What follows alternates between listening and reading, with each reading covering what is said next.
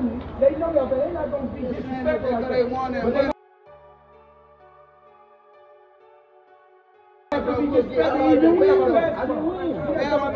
Basketball, bro. You just play basketball. You just saw me play basketball. Y'all niggas just in the gym. Play like that, bro. Don't play like that, bro. Hey, let go. I ain't doing shit.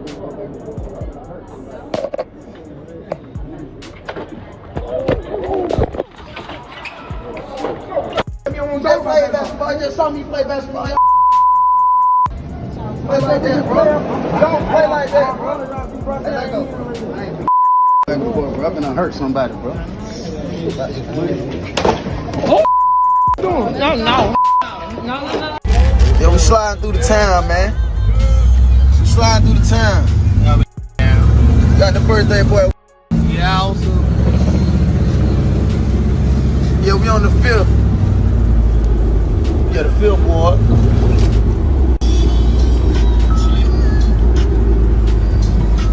Like that, I got one for you now. I got a 6-1 coming home.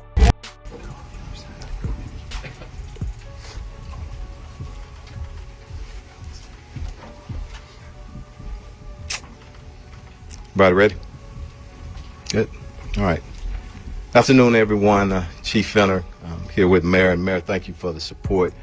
We're here to announce an arrest, but before I do that, I always start with that human element.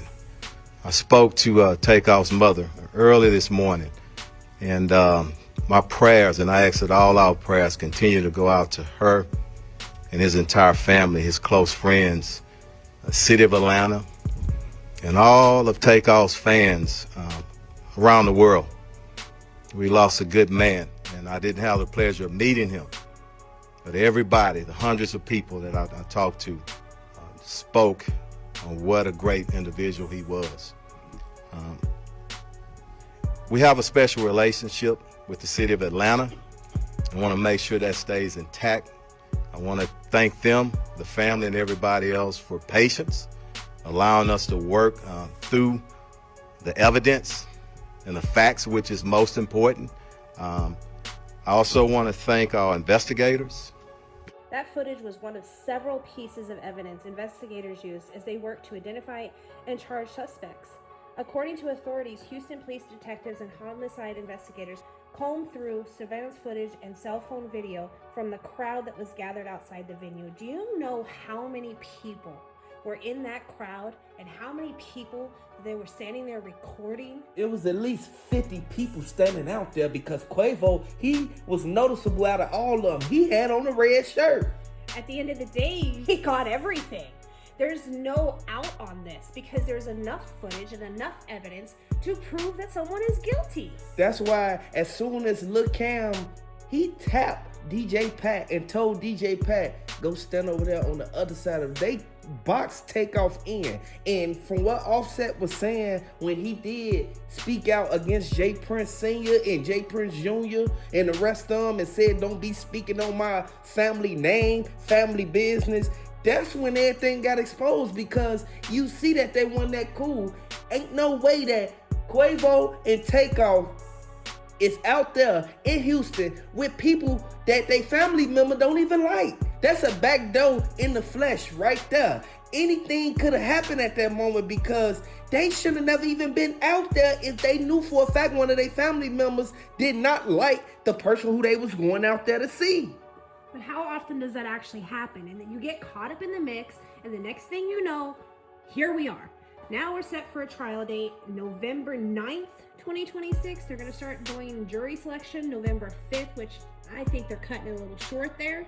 But they have enough evidence already, like between forensics and fingerprints and surveillance, that they already know who they are going after specifically. And it's no surprise. They said that they was going to look into the fact that the bowling alley, the manager, whoever that manager is, dude better get up out of Dodge, because they said that he was the main one who didn't want to even release the footage.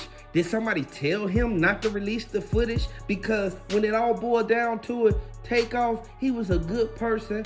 A lot of people knew Takeoff wasn't involved in no dice game. He wasn't involved in nothing that they had going on. He came out there to enjoy his vacation, take his little trip, and go back home. It makes you really go, what really happened the night Takeoff was shot in Houston? What were the random chaoses that occurred that led up to that moment? You know, we go from having fun at the bowling alley to, well, chaos. November 1st, 2022, Takeoff was fatally shot outside a bowling alley. It was a private event. Now, isn't someone supposed to be like the protector of Houston? Yeah, it's Jay Prince. They said that Lil Cam wasn't even at the bowling alley with Takeoff now. They said Quavo, Takeoff, Jay Prince, and Mobties, and a couple more people from the ward, from the 5th ward. Like, they was there at the dice game. They said Lil Cam came after the dice game. So what did he come up there for? And I know it's a lot of people saying, like, why is Lil Cam not even in the picture the whole night? Then all of a sudden he just pop up out the blue. Who called them up there? Was it somebody at the venue called them up there so they could try to attempt a robbery on Takeoff? Come on now, it's all right here in our face. You know, and they try to say, oh, he was a bystander who got shot accidentally. He wasn't supposed to be there. Or was he? Because it kind of feels like it should have been placed as a setup. Yeah, it seemed like they was finna do some type of event, and Takeoff and Quavo was finna perform there. It's like they booked them for an event or something. And as soon as they come out there, Takeoff get hit up. And next thing you know, they say they came out there to check in.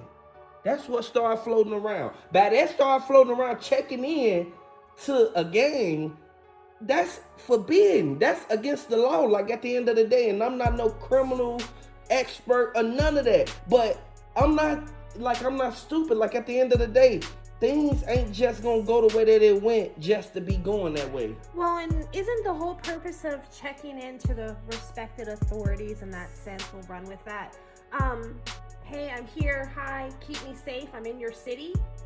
But that didn't happen. So how are people that run in these crowds supposed to put their trust in the person that's supposed to keep them safe?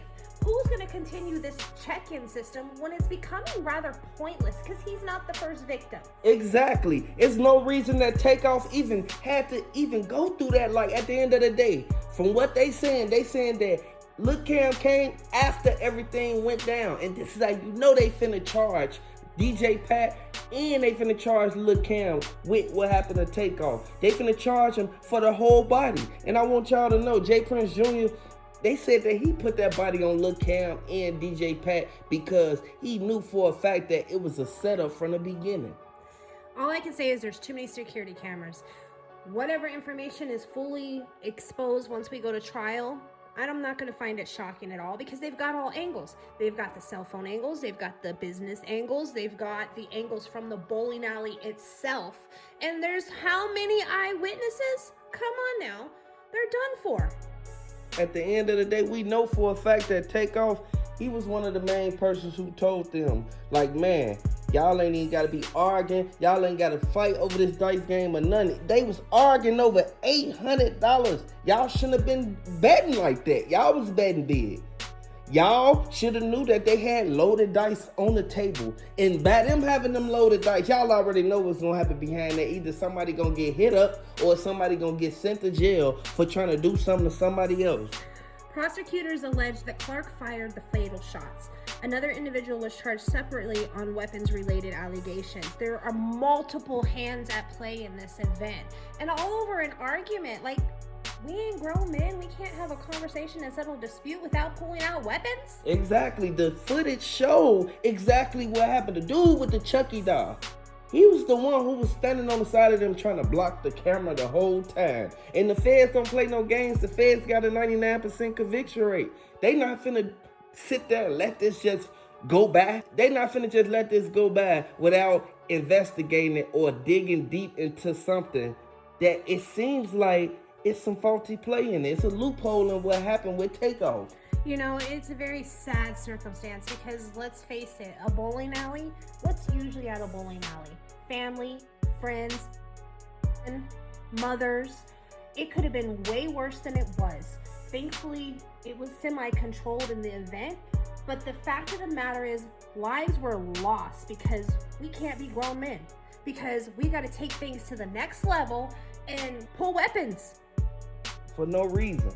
And we know for a fact that it's going to eventually end a way that they didn't think that this was going to end. Because Jay Prince Jr. already said he suited and booted. He ready to get his lawyers and line up in front of the courthouse and wait for the courthouse to do what they got to do so that he can get up out of there, because he know that he going to beat this because he wasn't the one that pulled the trigger. Now, keep in mind, it wasn't no M for hire, but at the same time, we know for a fact that the evidence that they got, it shows clearly Jay Prince Jr., Quavo, TAKEOFF, Lil Cam, DJ Pat, and a couple more other people. Keep in mind, Jazz Prince Jr., he was the one that dropped them off.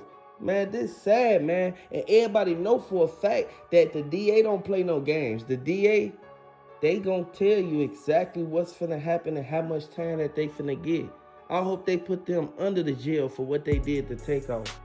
You know, and you got to realize too, this was an event held for Jay Prince Jr. So you're responsible for your event no matter where you're at. You're responsible for the people you invite. You're responsible for the events that occur within the events. Like, this is devastating. And then Jay Prince Jr. and his team, they want to get up there and they want to offer their condolences and make a public appearance, you know, save face, basically. I don't buy it. I think the streets are too rough and there's too much intertwined beef, and people, well, they bite off more than they can chew. And then they get themselves caught up into situations like this, and the next thing we know, we've lost another artist, we've lost another father, we've lost another friend, and it's devastating to the communities. Hit the like button, subscribe to the channel if you're a fan of TAKEOFF. The surveillance footage, it showed clearly it was Lil Cam, the one who was standing on the side of TAKEOFF when everything went down. There's eyewitnesses, there's 3 victims, and your fingerprints are on scene. Yeah. They said they got the weapon too. Come on now. If they pull the logistics, and I mean, are we smart enough in how we load our toy? Or did we, you know, barehand it? Because if they pull the bullets out of TAKEOFF, and there's even a partial fingerprint, they're going to be able to identify. Yeah, they're going to be able to tell that it was Patrick Clark that did it, but what about the dude, Lil Cam? What part did he play in it? Because the dude, Lil Cam, he locked up for it too. You know, a lot of times, my first instinct is this was a setup, and here we are, another dice game. It feels like it could have been a setup. But with the shooting and the way that it, you know, the bullet sprayed out, it doesn't seem like there was a true intended target. It seems like this one might have actually erupted from a disagreement. Yeah, but for a person to pull out any piece and start firing it in public, especially knowing that Jay Prince Sr., he don't play no games. He don't allow that type of stuff to go on at his establishment where he make money at. Absolutely not, because that's a bad name for him. He, you know, doesn't he protect Houston? So if he can't protect an environment in which he's in, then he's going to lose that credibility. It's bad enough that TAKEOFF's mom is already suing the venue for lack of security, but then you throw the person that's actually supposed to be, shall we say, the guardian of Houston into the mix, and everybody's lacking.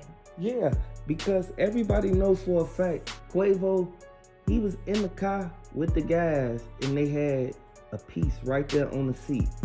I think they're cutting that very close, especially considering what we watched with the last few trials and their jury selections. 4 days, okay, that should probably be enough to pick a jury. There always seems to be something that inhibits that, whether they know the victim, the client, or otherwise. And we're talking about a rapper that was murdered who, well, he wasn't new to the scene. He was popular. So a lot of people know him. a lot of people said that they may end up picking people that knows Jay Prince and them. Now, keep in mind, Jay Prince, he don't be on no other stuff. He handle business, and he don't do things the way that everybody else do it. He actually put people on, help people get money, and he a stand-up guy. Everybody knows this. But certain things transpire when they get around Jay Prince Jr. And a lot of people saying this. This is something that is a well-known fact, and the feds know about this. Everybody from Dallas know about this. Everybody from Houston know about this.